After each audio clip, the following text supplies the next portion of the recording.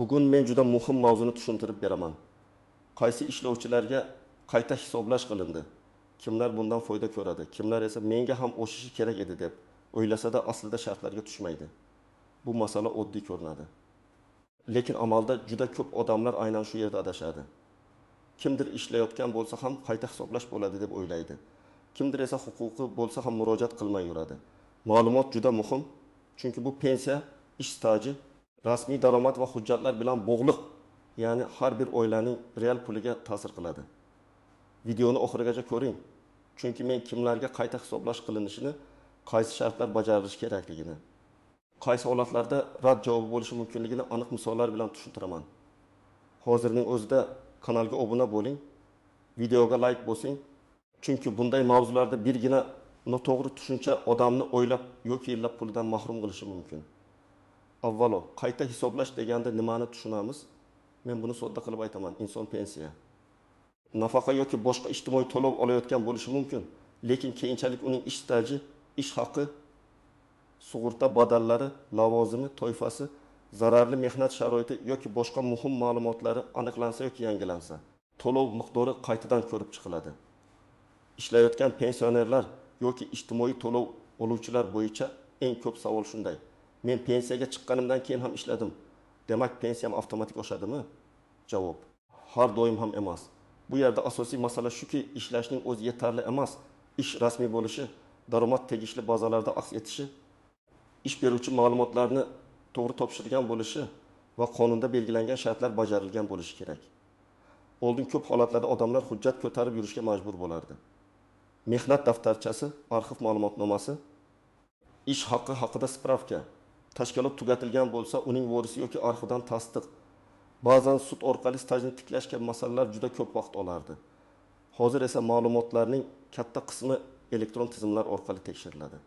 Bandlik, soliq, pensiya jamg'armasi, ish beruvchi hisobotlari, elektron mehnat daftarchasi kabi manbalar o'zaro solishtiriladi. Lekin mana shu yerda nozik joy bor.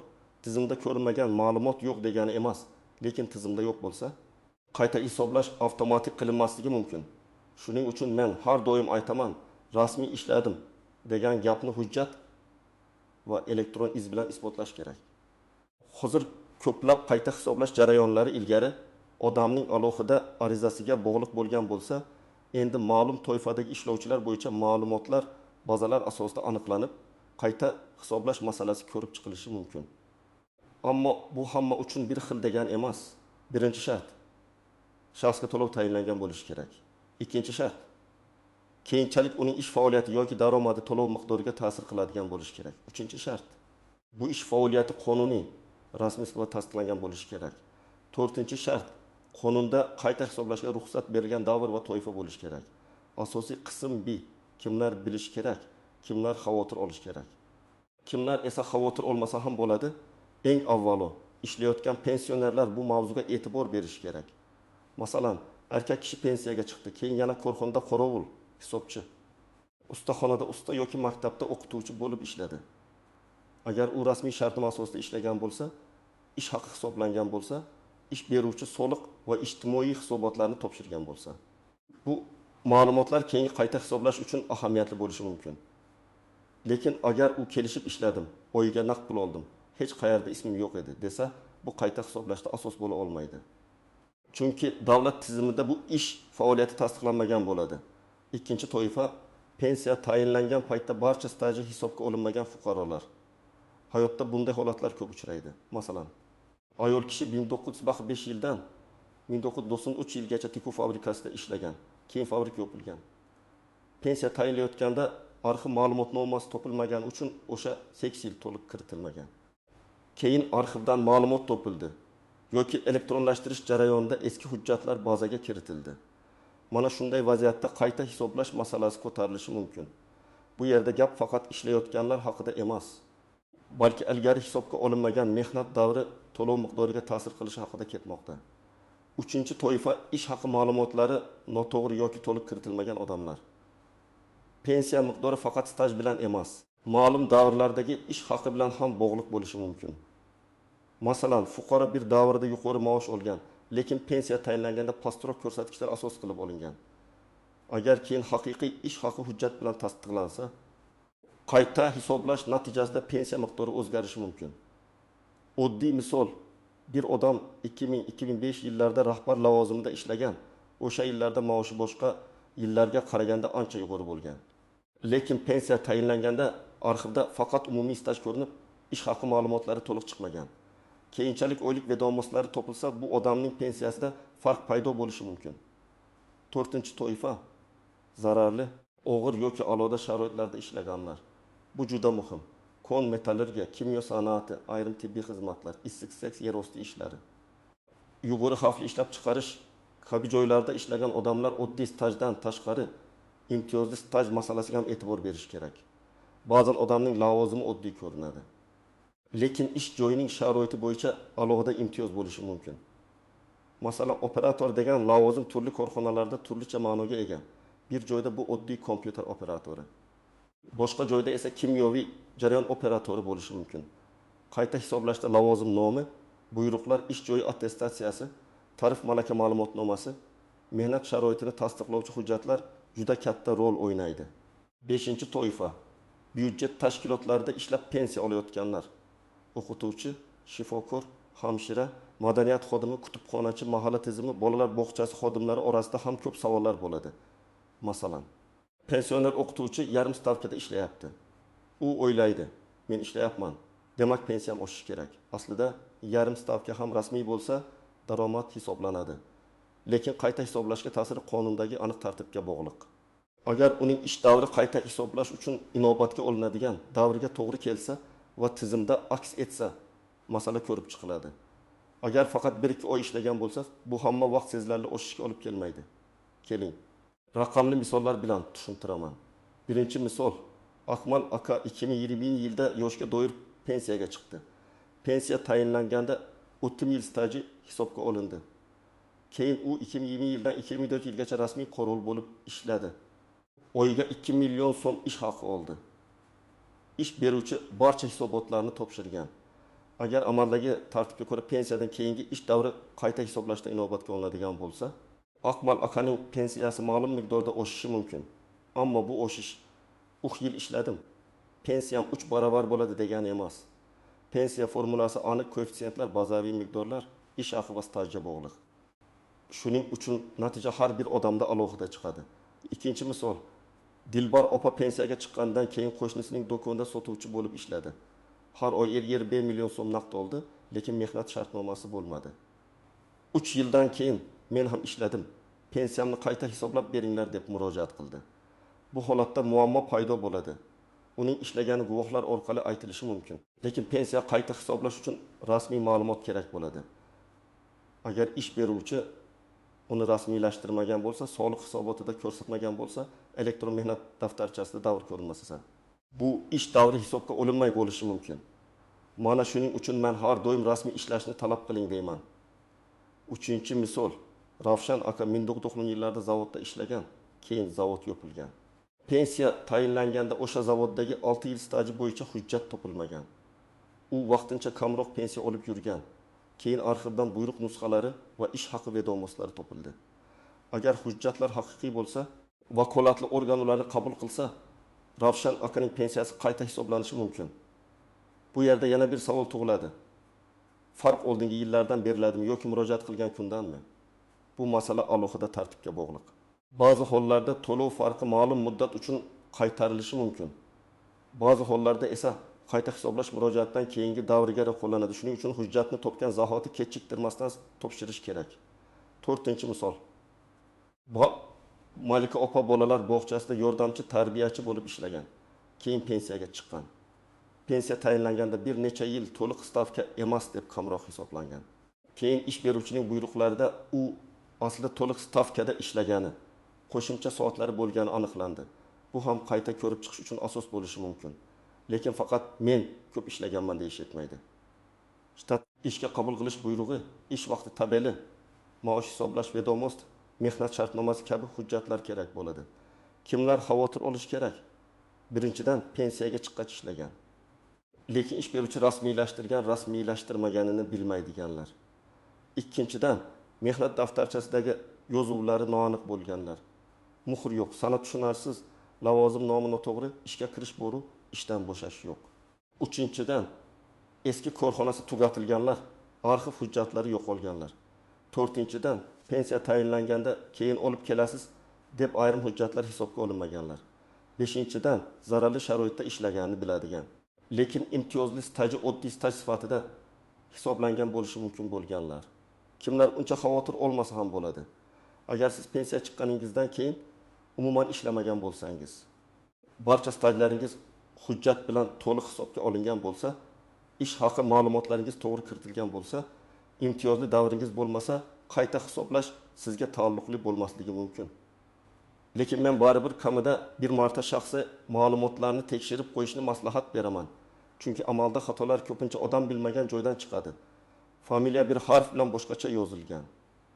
Pasport almashganda ma'lumot bog'lanmagan, eski tashkilot nomi o'zgargan, lavozim noto'g'ri kiritilgan bo'lishi mumkin. Eng katta xato shuki, odamlar men ishladim degan faktning o'zi yetarli deb o'ylaydi.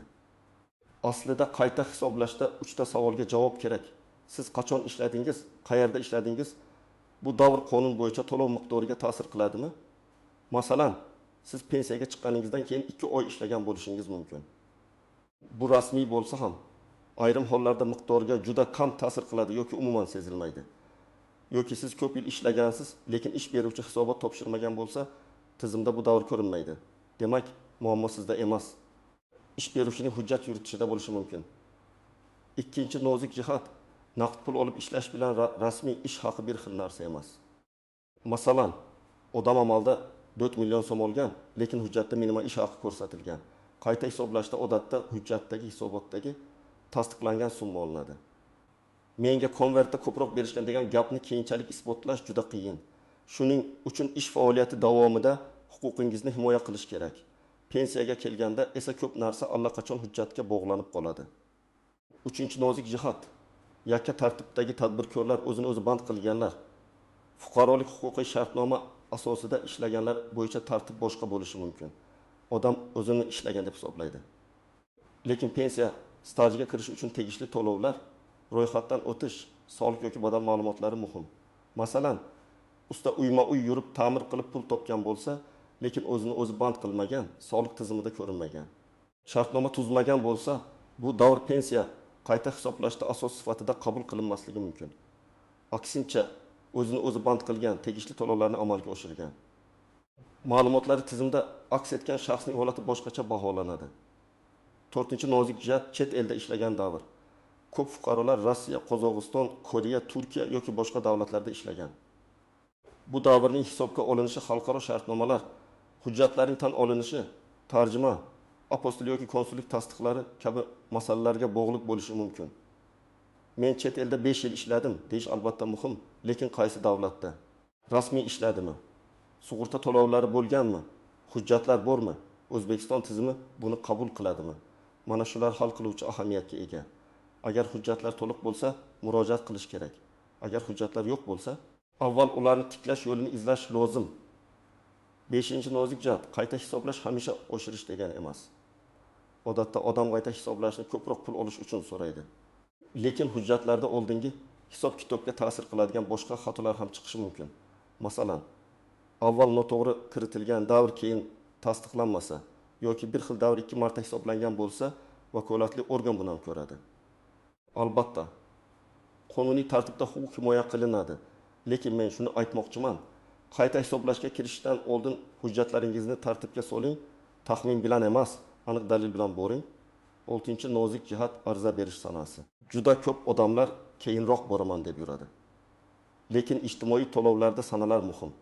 Ba'zan sizning huquqingiz bo'lsa ham to'lov farqi ariza bergan kundan yoki hujjat topshirilgan oydan boshlab hisoblanishi mumkin. Shuning uchun vaqtni cho'zish zarar. Agar sizda yangi hujjat paydo bo'lgan bo'lsa, bir oy ham kutmang. Avval borib maslahat oling, ariza qoldiring, hujjat yetishmasa, ro'yxatini oling va to'ldiring. 7-nozik jihat. Avtomatik bo'ladi degan ishonch. Ha, ayrim ma'lumotlar avtomatik tekshiriladi, lekin bu siz umuman nazorat qilmasangiz ham bo'ladi degani emas. Tizimlar o'rtasida ma'lumot kechikib kelishi mumkin. Ish beruvchi xato yuborishi mumkin. Familiya o'zgargan bo'lishi mumkin. JSSR yoki pasport ma'lumotlari noto'g'ri bog'langan bo'lishi mumkin. Shuning uchun men buni shunday tushuntiraman. Avtomatik tizim yordam beradi, lekin fuqaroning o'z nazorati baribir kerak. Birinchi qadam, o'zingizning pensiya yoki to'lov hujjatlaringizni tekshiring. Sizga pensiya qachon tayinlangan, qanchasida hisobga olingan, qaysi ish joylari kiritilgan, qaysilari kiritilmagan. Ish haqi qaysi davr bo'yicha olingan, bularni bilishingiz kerak. Ko'p odamlar faqat har oy karta pulini ko'radi, lekin pensiyasi qanday hisoblanganini bilmaydi. Bu noto'g'ri. Siz o'z huquqingizni bilishingiz uchun hisob-kitob asoslarini so'rashga haqlisiz. Ikkinchi qadam, elektron ma'lumotlaringizni tekshiring. Agar imkoningiz bo'lsa, MyBankGov.uz portali pensiya jamg'armasi bo'limlari, davlat xizmatlari markazi yoki tegishli mobil xizmatlar orqali ish staji va pensiya ma'lumotlaringizni ko'ring. Elektron mehnat daftarchasida ish joylaringiz to'g'ri aks etganmi? Ishga kirish va chiqish sanalari to'g'rimi? Tashkilot nomi adashmaganmi?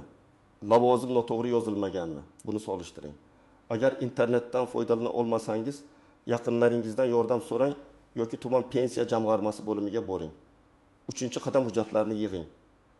Kerak bo'lishi mumkin bo'lgan hujjatlar: pasport yoki ID karta, JSSSHIR, pensiya guvohnomasi yoki pensiya tayinlanganini tasdiqlovchi ma'lumot, mehnat daftarchasi, elektron mehnat daftarchasidan ko'chirma.